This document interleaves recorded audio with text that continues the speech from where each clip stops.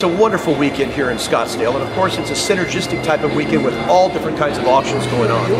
Just like Monterey, California in August, you've got 5 different collector car auctions going on here. And each of them kind of have their own little niche in the marketplace that they've sort of established.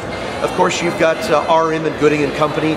Both of them are doing the multiple 7-figure type car inventory.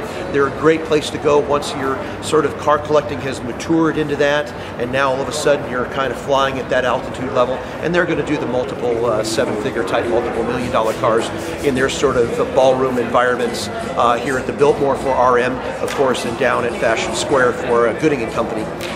They've done a great job of that upper echelon portion of the market. The newcomer, of course, Bonhams, here at the Westin Kierlands.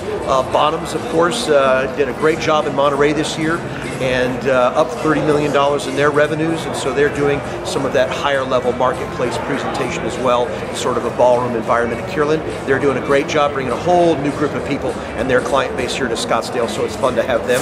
Of course, you know, hey, everyone can talk about Barrett Jackson. They're the lead dog in the hunt here, of course, and they lead the way with the extravaganza that they do. I think they've got, what is it, 12 to 1,400 cars there, and of course, you know, their television broadcast, and that's really, you know, the mass media sort of portion that comes in, the large-scale public event. Russo and Steele, we're a little bit more of a pointed market, really focusing on the auction block and the cars and the enthusiasts. Of course, we have vendors, sponsors, displays, those types of things, but our primary objective is really the auction block. Our unique environment, of course, is the auction in the round concept, where you have all of the elevated seating looking down on the car. It creates that very visceral and emotional sort of connection. It's not like, well, you know, here's a stage way over here with a sea of audience. You're right up next to it. Everybody's kind of in that Coliseum type of an effect. So that's a very unique element of Russo and Steele. And of course, we also have my friend Mitch Silver, that's out at the casino in Fountain Hills, doing some more of the entry-level cars for the marketplace. Great place to get your feet wet without spending a whole bunch of dough. Mitch has got some great cars. He does some mid-range cars as well. So there's a little something here for everybody in Scottsdale. And that's the fun part about coming out as an enthusiast. It's like this great smorgasbord, and you get to go along and kind of have little tastes of different flavors, from the "may I have your bids please" to what we're doing in here with the "hey," to getting cars sold and the excitement that goes along with it. So a little something for everybody here in Scottsdale. Lots of fun everywhere you go, though. Would you please speak now to your staging of the cars? How do I get on to 8:30 on Saturday night? What? Well, Russo and Steele is very unique in the aspect that we don't sell lot numbers. It's very much, we orchestrate our auction block and the run order of the cars as they appear. It's very similar, as my analogy is, it's like a jigsaw puzzle. You got to get all the pieces in front of you, you got to turn them all face up, then you start putting the puzzle together. So as we create our run order, which we spend a lot of time doing, it's based primarily on value. Because if you're selling $100,000 cars, you want to have other $100,000 cars around them supporting them. You know, you can have the nicest $30,000 car on the planet, and it's a spectacular car at $30,000, but it's the buyers at that level versus the multiple 6-figure level are going to be 2 different buyers.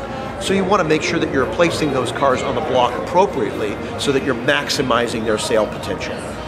Guy comes up and says, "Hey Drew, I want to be Saturday night at 8:30 on the block, and I've got a $25,000 car." I say, "Listen, truth be known, I can't compromise the integrity of my auction, because I've got this orchestrated to where 6+ figure cars are at that time on Saturday evening.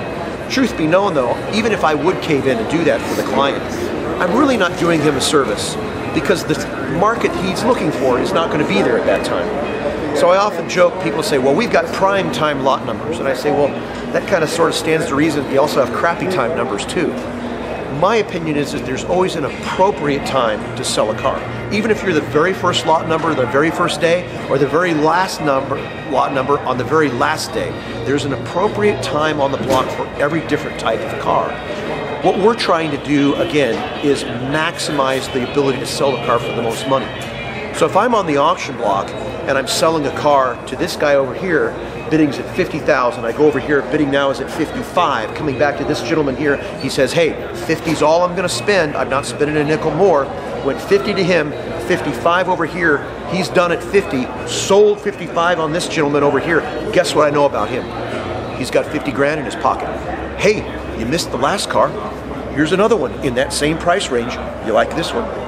because it would be stupid for me to have that car now drive off the block and put a $10,000 car on the block next. And the guy that was standing here with 50 grand now walks out and he's off the block. So those are the things that we're doing to sort of orchestrate and sort of put our program together. Now, it's not for everybody. There's a lot of folks that just say, hey, listen, Drew, if you can't tell me my runtime number, I just can't consign you a car. And I say, hey, no problem, let's just be friends. But realize that when I'm spending almost $2 million to create an event, and the stack of bills that's sitting on my desk back in the office, the only way those get paid is by selling cars on the auction block. General gate admission, concessions, vendor revenues, none of those make a dent in a $2 million sort of threshold. Cars have to be selling on the auction block, and that's our primary objective. So all of these things that we do, the run order, how we do it, how we stage them, the way the sound system is, the lighting on the block, my staff printing the run sheets, having the pocket guides, doing the online catalogs, all of those things are part of what is involved with getting a car sold for the most money. Now, interestingly enough, if we amortize the cost of the production of this event over the 800 cars that we have here, you realize that it costs me about $1,500 a car just to have it on site.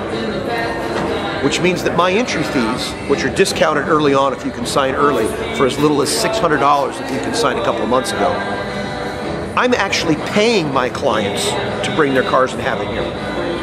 So when you pay anything less than a $1,500 entry fee, I've already put cash on the table to be your partner, to say, I want to sell your car on the auction block. Because that's what it costs me to have your car here sitting on the ground, underneath the tents, going across the block with the generators running, the lights on, the sound system, all of the obligations that we as the auction house have to fulfill to our consigners. That's our job. We create the environment in which it is that the transaction takes place. That's what we do.